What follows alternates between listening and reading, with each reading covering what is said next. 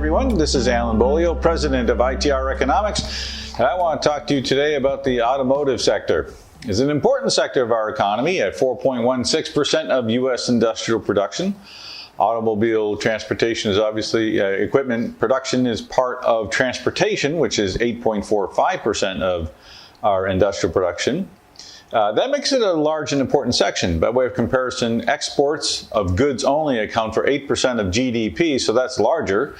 But this is certainly an important part. It touches upon many of our clients. It has a lot to do with a lot of jobs, and it has to do with profits, and has to do with people buying and working. It's therefore something we need to spend a couple minutes on today. What we're looking at is an industry that had reportedly a good month. And indeed, it wasn't a bad month, but it wasn't as good as the media made it sound like. Automobile retail sales overall in the United States for July were down 7.5% from June. That's steeper than average, but perhaps what they were excited about was that it was milder than last year's activity. Slightly milder, but still milder in terms of the decline from what we had last year and in the year before. On a quarterly basis, which is more important because we get some of the noise out, you had a steep first quarter 2019 decline, followed by a slightly better than anemic rise in the second quarter of the year. We're still 1.1% below year-ago levels, and in phase D, that means declining on a 12-12 basis. The 312 is beginning to nudge higher. It's still below year-ago levels, but just slightly at minus 0.2%. And the 12-month moving total sitting at 17.1 million is flat. The domestics are flat in terms of production sales. When we look at the electrics, they're up. Before you get too excited, let's put it in perspective. Hybrid automobile sales are 2.8% of automobile sales overall. We're a long way from seeing those become a significant part of our landscape. We may see some government action on that someday, but as far as consumer preference goes, at this point in time, just 2.8%. I know a lot of folks think that they're going to be 25, 30% of automobile sales in the next few years. That's just not going to happen. When we look at production of automobiles here in the U.S., we're seeing an upside tilt in the 12-month moving total, with production 1.5% above year-ago levels and accelerating in phase B. The 3 over 12, the quarterly measure, is at 5.0%, also rising in phase B. So we're seeing some life here in the United States.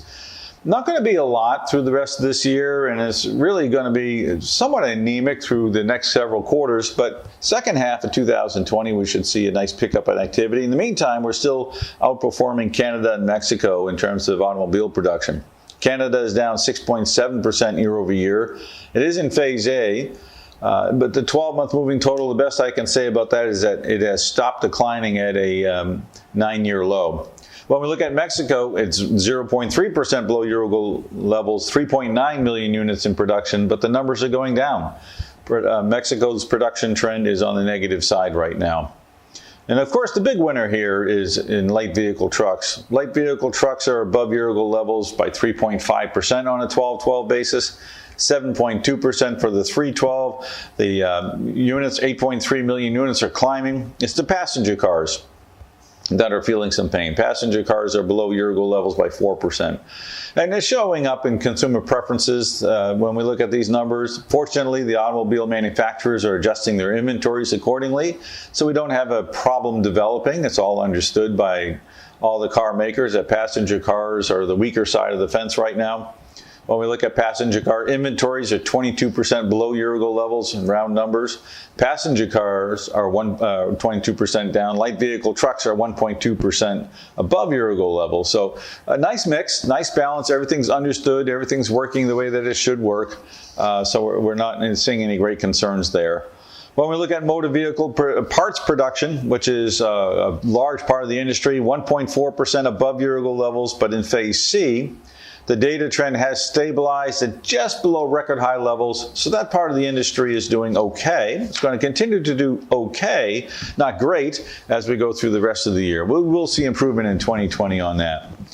A lot has to do, tariff activity has to do with motor vehicle parts. In our motor vehicle parts, exports to China are down 24.9% from year-ago levels. That's a pain that certainly the motor vehicle parts manufacturers, providers are feeling.